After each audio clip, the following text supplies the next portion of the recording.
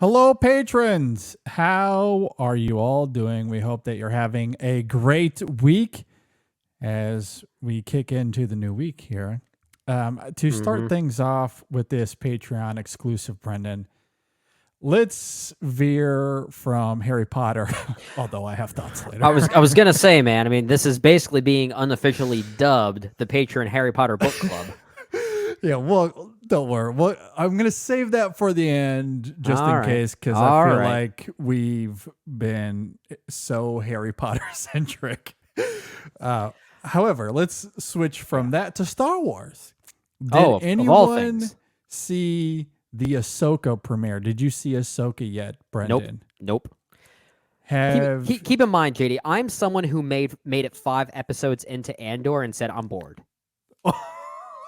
What? Wow. I think I tried twice. I tried twice. And getting into Andor, I'm really struggling with even Andor right now. Wow. I think that's easily the best Star Wars. That's all I've heard. That's why I keep trying it. And 5 to 6 episodes in, I keep thinking to myself, I love Diego Luna, but I just don't care for this character all that much. Wow. No, I mean, I think that's part of the appeal for me, which the sense of mystery, like the unknowingness, I guess. I just like that he's a little bit of a prickly character. I just think he's boring.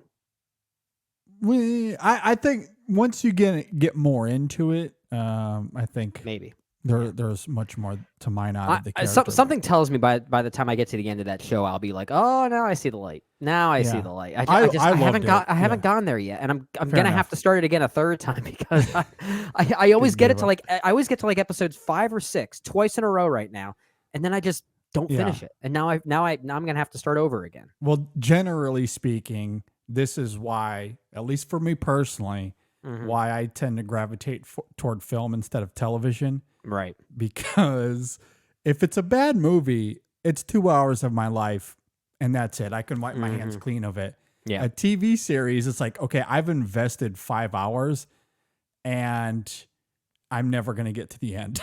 You know what I mean? There's no payoff whatsoever. I've just wasted my time. Yeah. And so it's hard for me to get into, and my time is already limited as it is. So I just tend to stick with film in that regard. I did love Andor, though. I think that's easily the best Star Wars since, I guess you could go to Rian Johnson's movie, but I've heard a lot of people say it's the best Star Wars since Empire Strikes Back. I won't go that far. I mean, but I'm also the one loser on the planet that will champion The Force Awakens. I will continue to die on that hill. So, but yeah, I mean, I can't go that far, but it's easily the best of the television they've done. Okay. And I think you could make the argument for Marvel or Star Wars on the Disney side, just Disney in general under that umbrella. Anyway, I didn't want to necessarily get down that rabbit hole. Sorry, I did like that was my fault. But I wanted to ask about AHSOKA. And it's funny because we're going to talk about this on episode 549 when we bring up an episode we did a long time ago. Yeah. That will play a part of our conversation when we get into episode 549. Because some time ago, we did an episode on Star Wars characters that we want to see in live action. I can't recall the specific episode we did that, but this was years ago, like when, maybe when Solo was coming out. That would make sense. I want to say. That would make sense. Because that's the spinoff of Star Wars, Yeah. And so we had done a top 3 characters, stories, things we want to see in Star Wars that at that time in 2017 or whenever we did that show that we wanted to see. And my number 1 at that time was I want to see an AHSOKA movie. Yeah, you predicted the future. What kind of? Here we are. And it's something that's actually happening. Not necessarily a film, but we're getting this show on Disney Plus. And, so it's really been hard to wrap my mind around over these last few weeks, even though we knew this was coming. Yeah. They've shot it. We've seen marketing for this series, and it's ramped up quite a bit over the last month or so. And yet it almost still didn't feel real to me until I started to watch it, that, oh my gosh, this is something I've wanted for years, and here it is. And I really liked it. I think it's more Andor than it is what we've seen with the previous, the Mandoverse, if you will. Okay. Even though I did really like the first 2 seasons of The Mandalorian, I do think that is still pretty good. Yeah, sure. The stuff that has followed, I will go to bat for Obi-Wan. I thought that one was fine. Yeah. It was more good than it was bad, but I was mixed on that. It wasn't the best. I certainly would admit that. I think it had its issues. That's for sure. However, I do think this is trending in the right direction, and it's really funny to me, especially given your criticisms there of Andor, because some of the criticism I've seen of the first 2 episodes, really it was the first episode split into 2 parts, I guess, but that it was slow and methodical and quote unquote boring.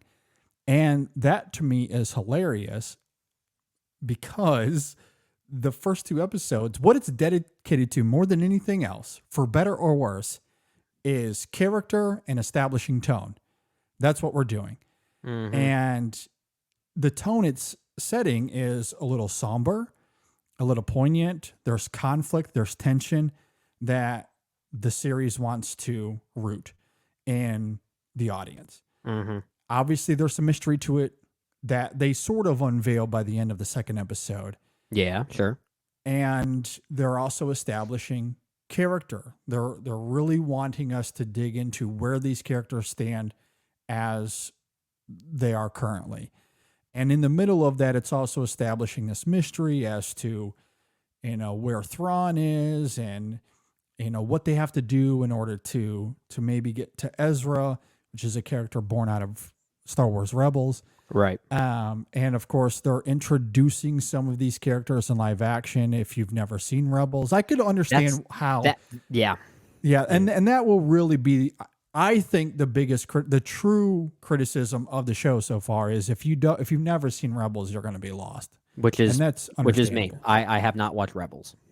Yeah, and that's a little understandable. Now, I'd be curious to hear your thoughts on how much of an impact that really has, because I think there's also an argument to be made that, at least as it stands right now, it doesn't really matter too much other than you're missing the history behind these characters, especially because the central conflict right now is between 2 characters that were never really together in Rebels until the ending of the show. Right. And AHSOKA and Sabine. And like, they never got to, like, AHSOKA was in Rebels, but sparingly. Sabine was one of the central characters, and she was with our main group throughout the series. And so by the end of it, she, without getting the spoilers, she essentially becomes Ahsoka's apprentice. So the conflict that's established there, as far as the tension between Sabine and Ahsoka, like that, I mean, you don't need to know or see Rebels for that to matter. Does that make sense? No, it makes sense. And you make a good point, or at least you make an interesting game out of it, saying, like saying that someone can maybe watch it and bring a different perspective to it that hasn't seen Rebels, to see if the show actually can successfully stand on its own terms. And that maybe that could be my perspective if we ever, turn this Patreon series into an AHSOKA club of sorts. To be fair, though, I never trust any reviews or criticisms or even praise for television shows when it's only the first 2 or 3 episodes. I mean, we sometimes see reviews and aggregators for these things, right? Not just on Rotten Tomatoes, but Metacritic as well. And when these shows first premiere, they're already getting Metascores and Rotten Tomatoes scores. That's like grading the first 20 minutes of a movie. Yeah. So when you talk about the start of an episode, or the start of a season or a show in its entirety being quote unquote slow, that is so missing the point. Like that. And again, I'm not saying that that's going to be my case with this show. I haven't seen it yet. But if those are the criticisms, it's like, well, give it time. Well, and saying this as someone who didn't even finish Andor, but to be fair, Brendan, give it time. I didn't find Andor boring. I actually found it more frustrating than anything else, which is why I never finished it. Okay, fair. I mean, like I said, I loved Andor. I'm really liking Ahsoka so far. And, if you want to criticize Ahsoka for it failing to connect an audience to these characters because you've never seen them before, maybe there's a conversation to be had there. Maybe. But if you're simply going to call its methodical nature boring, that's something I simply cannot take seriously, because this is a show that maybe understands that you haven't seen these characters before. So we have to establish their personalities. We have to establish character. We have to establish tone and mood. That's like grading the first 40 minutes of The Godfather. They're just at a wedding. What's going on here? Exactly. That is 100%. That is a great comparison, honestly, because that's really what's happening in these first 2 episodes. So, like, as we go from here, sure, if it continues to stay at a pace, or if it becomes disjointed and uneven, or it relies too heavily on nostalgia, we can have those conversations as it goes. But as it relates to the first 2 episodes, it needs to establish its setting and its mood and who these characters are and where they stand right now. And I think the show does a really great job with that. And if I had to push back a little bit on perhaps the idea that these characters come from a different show and we're reestablishing them in some ways, I also think about it like this, and maybe this isn't fair.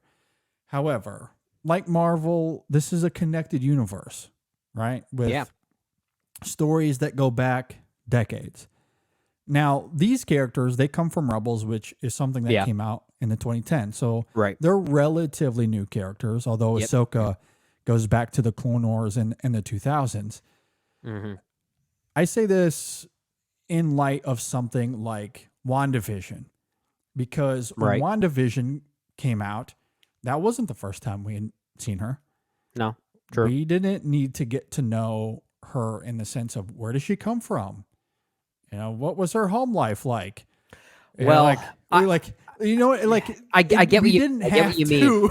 Establish a history, because she had been in these other things, and the show ultimately became about her grief, and the show centralized around that. So, sorry to cut in. Okay, finish your point.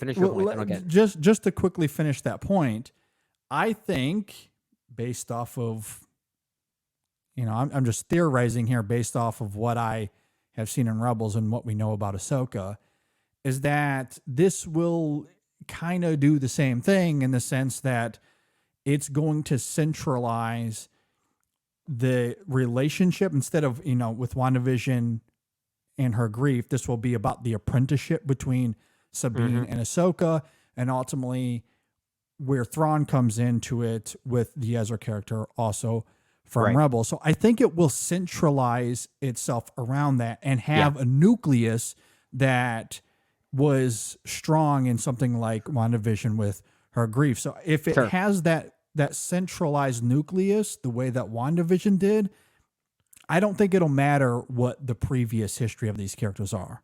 Do you think the disconnect could be, unlike, let's say, WandaVision, because we had seen that character before many times, and technically speaking, we have seen Ahsoka many times already. Do you think the disconnect is animation versus live action? Now, that's an interesting talking point, because I'm simply talking about storytelling. Exactly. And I'm not saying it does or doesn't. I'm not saying, as this outsider looking in here, that these criticisms are valid now. But my perspective, my ignorant perspective, I guess, because I haven't seen any of these things, is, should the visual medium be enough to separate the two? And I don't think it necessarily should. But it does create this interesting idea that just because the visual medium has changed, that it creates this disconnect that maybe needs to separate itself from that. And I think it's an interesting talking point. That certainly could be part of it. And maybe there's an argument to be made that animated characters should simply stay animated, and live action should remain live action. I don't really But it's still know. part of the same world. Like it's technically part of the world. same narrative. They're in the same universe. It's not an alternate timeline, or it's not like What If in Marvel's world or anything like that. These are characters that canonically exist in the same world and space as, Luke Skywalker and Darth Vader and Kylo Ren. So for them to exist in live action the way they are, I personally have no problem with that. Yeah. Now, when it comes to engaging with this series, I do think maybe there are quirks within the characters that might be a little bit different in live action. Specifically, I can think of, in these first 2 episodes, Rosario Dawson's performance. I think if you look at it in a vacuum, it might seem a little bizarre and maybe a little mundane, but what she's mimicking is the character in animated form. That's what I was going to say. Like, is there at least consistency there with the pre-established character, regardless of the visual medium that character initially existed in? That's it. And that's where there could be some disconnect. If you've never seen AHSOKA in the animated show, you might look at Dawson's performance and go, this is a little weird. She's crossing her arms a lot. There's a lot of pauses. It's like, yeah, that's the character. Like, that's who she is. Like, we can't criticize her for that.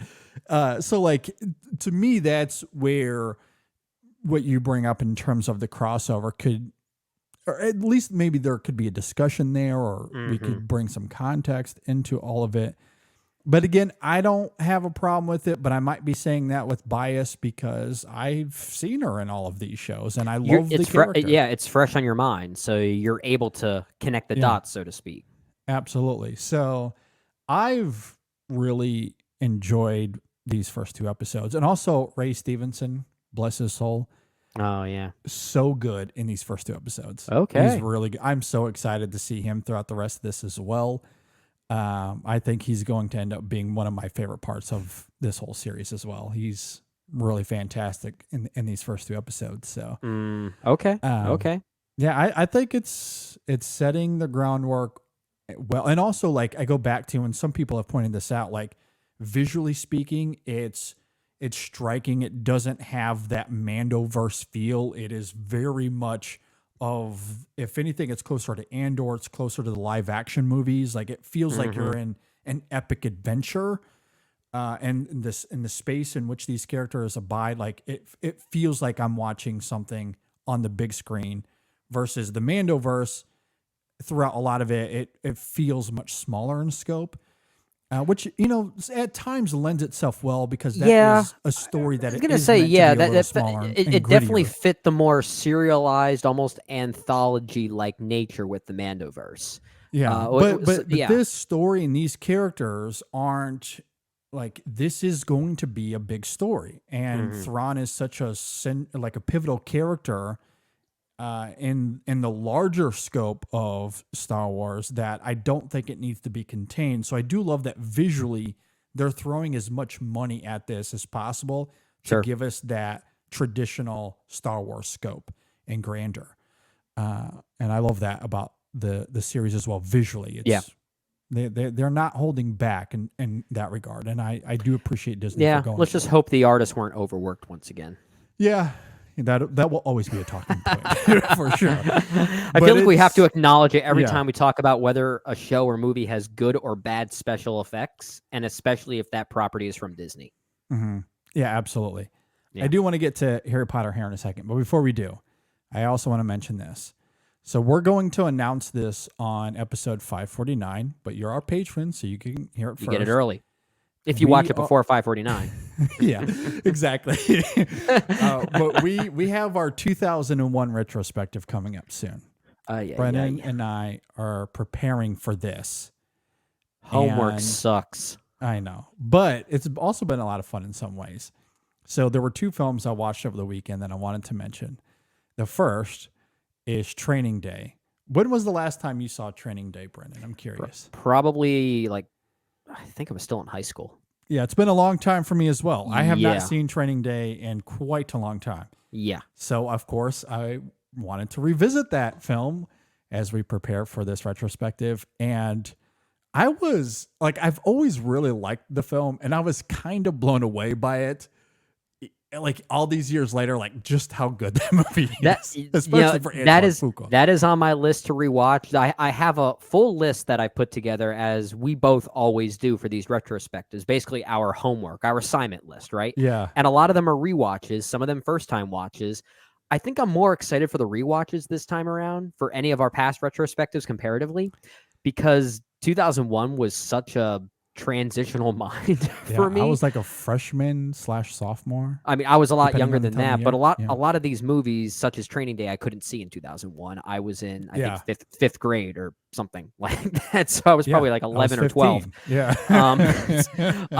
But there are certain movies that I feel like I'll like either a lot more or maybe even a lot less as I've gotten older. And Training Day is one that I'm really looking forward to seeing now, after all these years, with a different frame of mind. Oh my gosh. And that was why I wanted to bring it up. And maybe we'll get to this when we do the retrospective. But again, the patrons get it early. Like I just thought it was like, I've always liked it, but it's even better like on this side of starting in session film and talking about movies over the last decade. That film is excellent. And Denzel Washington, I know he gets so much praise for that performance, but my God, is it incessantly entertaining? Like everything out of his mouth is pure gold. Did he win Best Actor that year? I'm pretty sure he won. Yeah, because it was, I feel like the 2-horse race that year was between Denzel Washington and Russell Crowe for A Beautiful Mind. Denzel did win. Okay, so and that honestly makes sense. On the subject of rewatches, I did rewatch A Beautiful Mind just as on that topic there. I don't think it's that bad. I kind of like that movie, but I will say Russell Crowe is probably the worst thing in it. More or less, which is weird. Like you usually never utter that phrase. He's more or less recycling the same shtick that he did in Michael Mann's The Insider, which is arguably the best performance of his career. Yeah. Now, granted, I still like that movie primarily for two reasons. When I studied finance and economics in college, the concepts that John Nash contributed to game theory, Nash equilibrium as it's become known as, were some of my favorite economic concepts that I learned. I think it's fascinating. So I've always had a fascination with the man. So I'm always going to like the movie for that reason. And two, it's Jennifer frickin' Connelly, who is so good in that movie. She is great. Yeah, no, I'm with you. I don't hate that film. I know a lot of people are really harsh on it. I don't love it. Spoiler alert, it won't make my top 10. It won't make my top 20 either. It won't make my top 20 This either. is a very stacked year. We've got a couple 5 out of 5 star ratings to contend with. Yeah, it's one of those awards movies, quote unquote, that I don't loathe. It's not like a Green Book. I don't love it, but I don't hate it either. My last thought, because the other thing I wanted to bring up with Training Day. So Denzel's great. The one thing that I feel like gets a little bit forgotten because of the Denzel of it all, and he's so loud, and that is a quote unquote loud performance that I love. Like that, he's really big. And then you have someone like Ethan Hawke, and I know Ethan Hawke was also nominated weirdly for Best Supporting Actor. He's not the supporting actor of that movie, as an aside. The whole conflict surrounds him. Like, he's very much the lead. Yeah. However, I know he was nominated, but I feel like no one brings up that movie to talk about Ethan Hawke. And I think, and this is where the rewatch and also the familiarity of Ethan Hawke and growing and loving him over these last 20 years is that, one, you don't often see him in movies like this. Sure. And not only is he outside of the traditional Ethan Hawke performance ethos, but I think he holds his own with Denzel. Like, he's truly great. And also because he doesn't do a ton of action either. It's weird to see him, especially knowing that he's just a few years away from the Second Before trilogy movie. And that's he's 3 years shy of Before Sunset. You're right. Like one of my favorite. Not quite Sunset yet. Yeah, not quite the Sunset yet. However, he was in Waking Life, assuming that they filmed that at the same time, which I think is kind of funny. Yeah. However, but that's the kind of stuff you usually associate with Ethan Hawke, and here he's in this action thriller, this psychological thriller of sorts, and I think he's just as good. I think his performance is almost underrated rated, even though he was nominated for an Oscar. You know, because people just category don't talk fraud, about him. So that probably underrates him a little bit more. Yeah. Anyway, I watched him. I was like, as much as I love Denzel, and this is an all-time Denzel performance for sure, I think Ethan Hawke is almost beat for beat as good. Yeah. In a different way, in a very different way. But I love that he brings the heat because Denzel's character is so loud and so robust and vigorous, and you never see Ethan Hawke.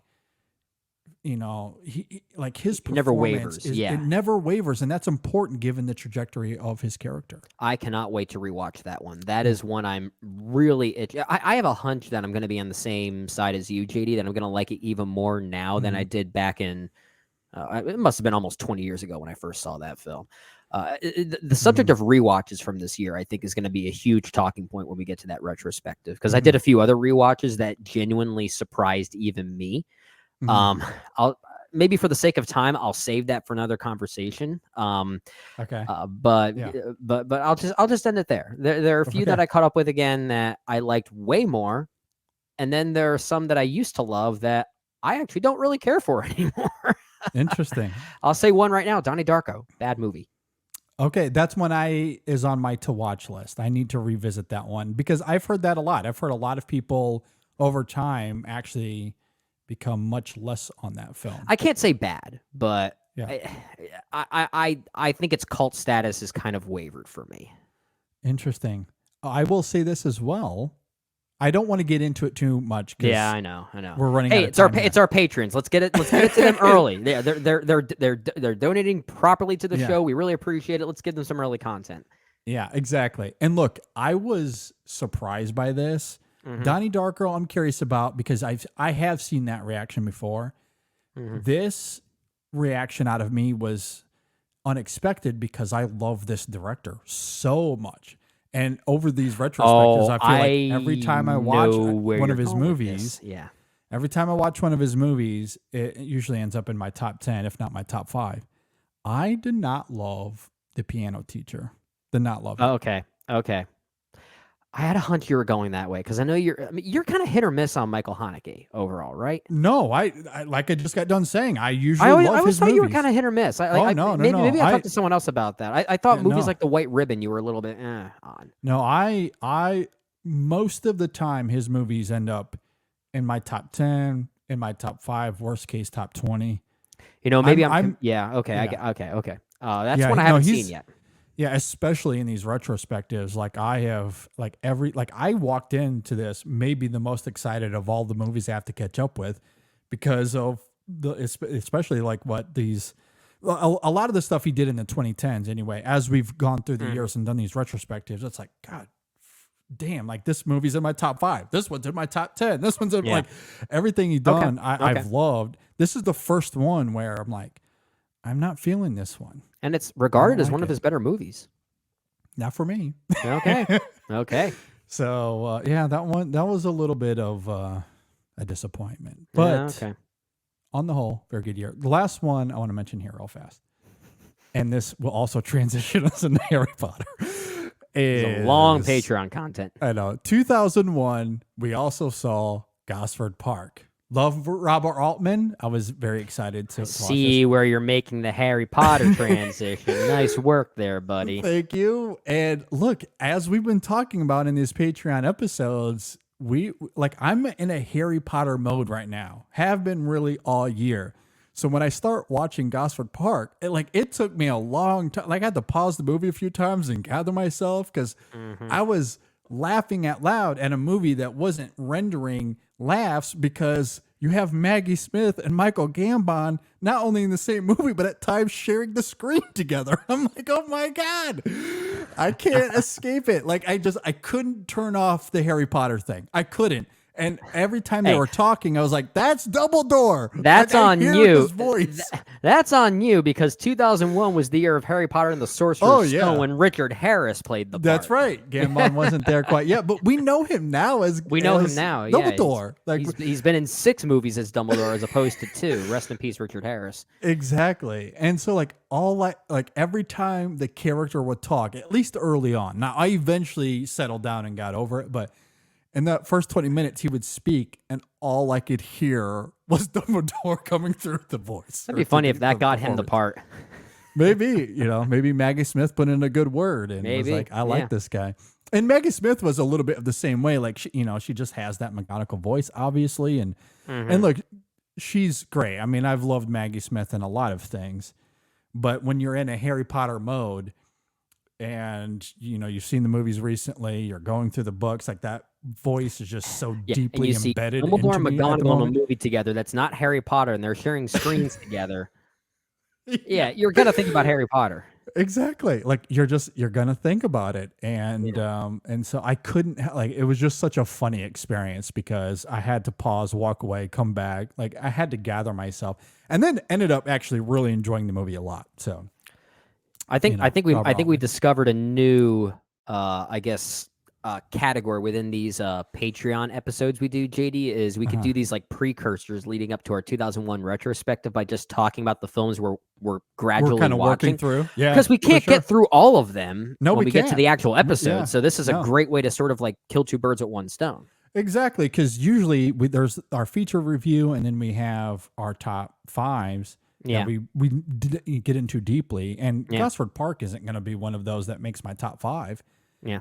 So, and it's not one that I think we'll talk heavily about on that episode. So yeah, I'm with you. This is a fun little space to kind of get into it. Yeah. Okay. Okay. So speaking of Harry Potter, real fast, and it's funny because last week I talked about how I was finishing Order of the Phoenix. So I started Half-Blood Prince.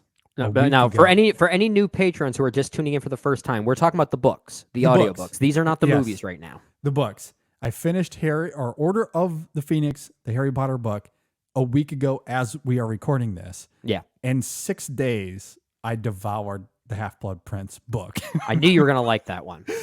Well, I knew you were going to like it. And here's the thing, I really liked it a lot.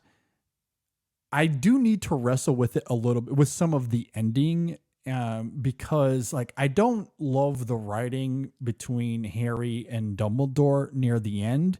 Because, well, and the reason I need to wrestle with this more, not necessarily criticism, just something I have to wrestle with, because in my first experience reading this, it feel like there's, I guess, let me back up, because the one thing I really loved about the book is that Harry himself, and there's really no other way to put this, so I'm going to be a little crass here. He is bluntly a little bit of an asshole in this book.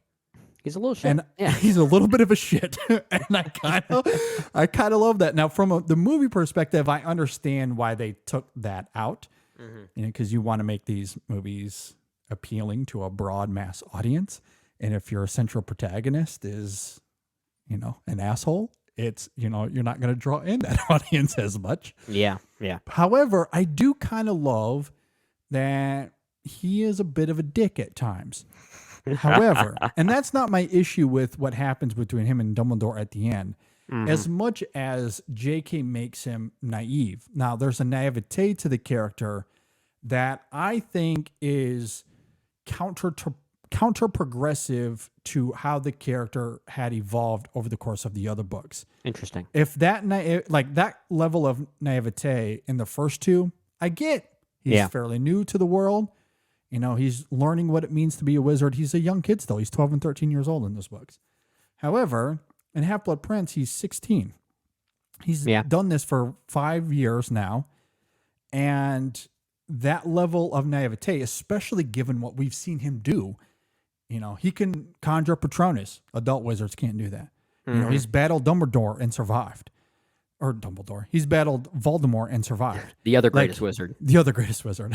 So, he's done things that most wizards his age will never ever be able to accomplish. Sure. So to write him that naive, I think, is a little misguided given the progression of him. The prickly nature of the character I love. Yeah. Yeah. But the naivete I don't, because I feel like it is anti-progressive to the character and how he's changed. And I don't think it works for the character all that much, especially given the emotional pendulum that's at play.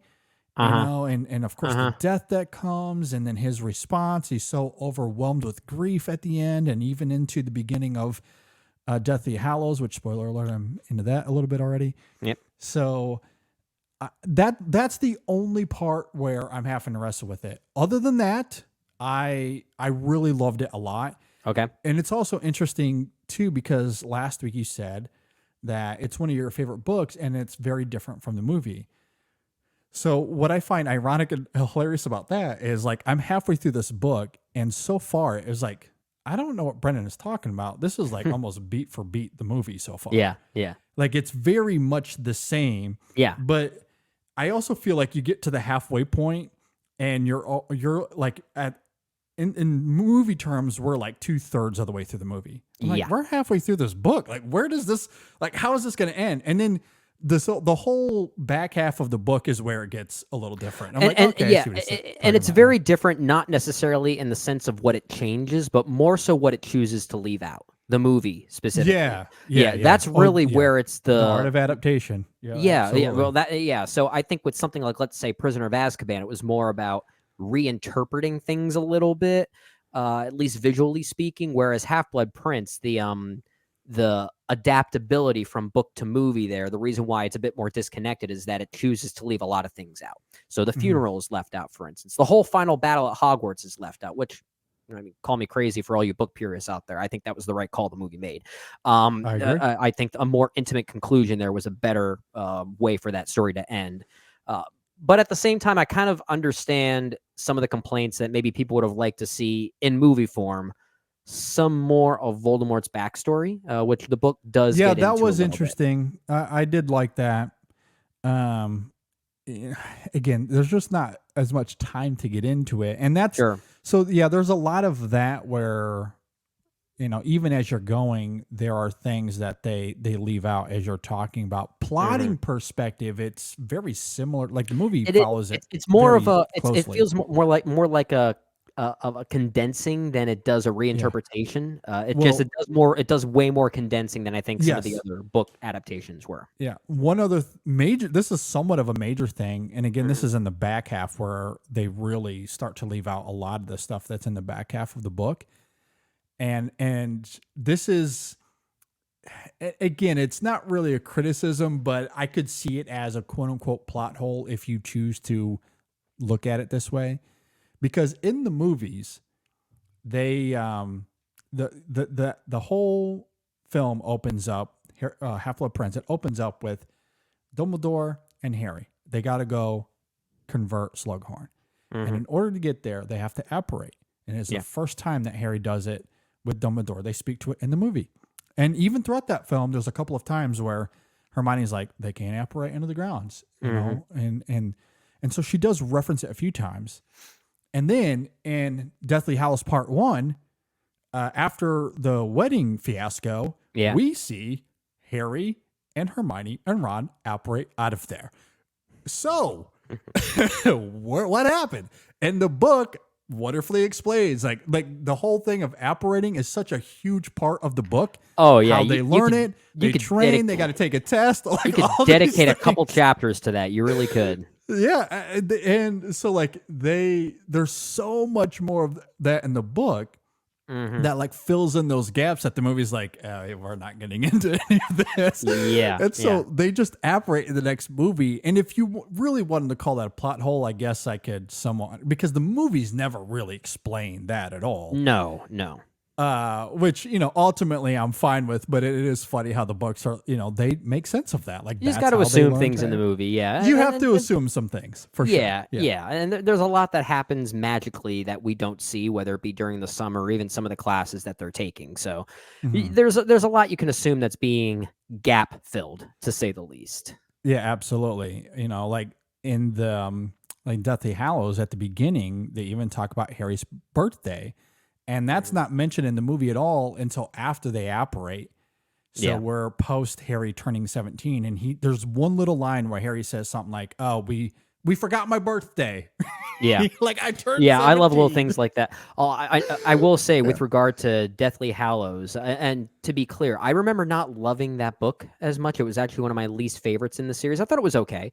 I like the movie versions way better than that, but I will say something I do wish that the movies did include were more scenes of the Dursleys, which were filmed. Yeah. They were filmed and apparently were put as like deleted scenes, and I do think that was kind of a mistake because some of that stuff was pretty poignant and touching. And if you watch the deleted scenes, which I assume you have seen, yes, some of those things are like, man, I really wish they would have made that work. I really wish they were able to find a way to squeeze those in. Yeah, I would have liked that. There were some really touching moments. There's a great moment with the aunt and at the beginning of Half-Blood Prince that's really good. I would have loved to have you're seen. right. Yeah. That whole moment where she realizes like her responsibility toward Harry, and then you couple that with the moment when she leaves at the beginning of Deathly Hallows, and it's like, man, like to watch that kind of duality there, I think would have been fascinating. Yeah.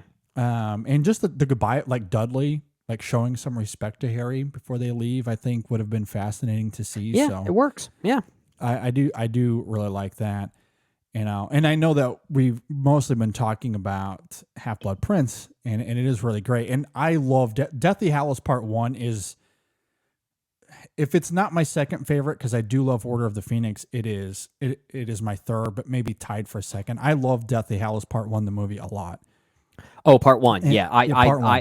It's interesting. I think out of all of the it was 4 films that David Yates directed for the Harry Potter franchise. It was Order of the Phoenix, Half-Blood Prince, and then both Deathly Hallows. The fact that the highest regarded one is my least favorite of them, which is Deathly Hallows Part 2. And to say that's not a knock on that movie. I mean, that movie really just had the problem of being a climax. That's all that movie is. But I much prefer the melancholy and the slowness, if you will, of Part 1. I agree. That movie I agree. That's a torturous movie. That's like a horror movie. In a lot of ways, it is. It's fantastic. And I guess to speak to that, I think what's interesting about the art of adaptation, as we've been talking about, and I love the changes to the movie, by the way. Yeah. So this is where I think the book and the films get to have their cake and eat it too, because as they're leaving the Dudley's residence, the Order gets attacked almost immediately by the Death Eaters. And in the movie, as it relates to Harry's owl, what's the name? Hedwig, yeah. So she flies in to protect him and sacrifices herself in the movie, which I love that. Like visually speaking, that is, to me, that is more poignant and more striking than if we were to see it the way it's described in the book. So I do love that. In the book, it's less climactic. It's not like to see it visually wouldn't be as interesting. So I love how they change it. Again, the art of adaptation. But in the book, I still love how it's written because she is still ultimately killed. But instead of it being this heroic moment, Hedwig being killed isn't about Hedwig showing her being this hero. Instead, the payoff is Harry's reaction to it later. Yeah. It's when he starts to reflect on, the reality that she's dead. And that in the book, which we don't get in the movie, that's why they have to show it in this heroic way. Yeah. But in the book, we do get to see his reaction to it, and it is incredibly moving. And it's like different tangibilities with how we process death, right? Sometimes it's more urgent and almost leaves like this sad, lingering feeling that you just don't have closure. And the way that death is handled in the movie Deathly Hallows Part 1 and Part 2, it kind of feels like that, right? Because there's such a sense of urgency, and that makes it all the more devastating. It's almost like a weird comparison here because none of these movies are exactly the same at all. But remember Moonlight and then the Mahershala Ali character, and all of a sudden in the second part, he's just gone. And it's like his ghost kind of lingers, but you're like reaching for more. And that's not a complaint. That's a great thing that the movie does. The movies handle death in the Harry Potter movies kind of like that in the Deathly Hallows. But the urgency is different in the books. So you can allow that time for reflection. So it's a very different perspective on how we process death. Absolutely. Like it's the grief and urgency is there. It's just handled differently. And there's just a little bit more time for these characters to reflect but on it adds a sting when it's so quick, like in the movies like that, right? Well, and that's where performance comes in, right? Where when you're reading this, it's just you and your imagination. And the performance, I think, does a great job. The performances in the movies do a great job of tapping into that grief and melancholy in these brief little glimpses as you're talking about. But that's what makes the medium so fantastic and why we love it. You know, in the books, they can describe it a little bit more. And I think J.K. actually does a really good job of that with some of her verbiage. I mean, like that moment, like some of the words that she uses when talking about Harry and how, you know, how losing Hedwig had stung him, like it's good. It's really good writing. Yeah. Say what you will about her, but she's not a bad writer. She can write. I don't agree with her politics at all, but like at all. But she can write. And again, like and also I have to give her credit for this too, because what I've really loved about these books is not just the lore and the drama of it all, the emotion, but they are surprisingly very funny. And even Deathly Hallows Part 1, the few chapters I've been in so far, there's been death, there's been high stakes, there's been action, and it's also still pretty funny in places. Like it's good. Yeah. Like it's there's still like a consistency with Harry's snarkiness. Yeah, it's still Ron's sarcasm is great, and you know, you still get the twins and how they reverberate, like the way they regurgitate in the movies is almost better. But the twins' humor is still pretty good in the book too. Sure. The balance is, I wish JK wasn't an a-hole in real life. The whole moral or the whole, like, I guess, ethos of this Patreon bonus content. I wish JK wasn't such an a-hole. Yeah, that's a perfect like bumper sticker to round out this conversation. Her. Like I'm really liking these books, and I want to give her a lot of credit.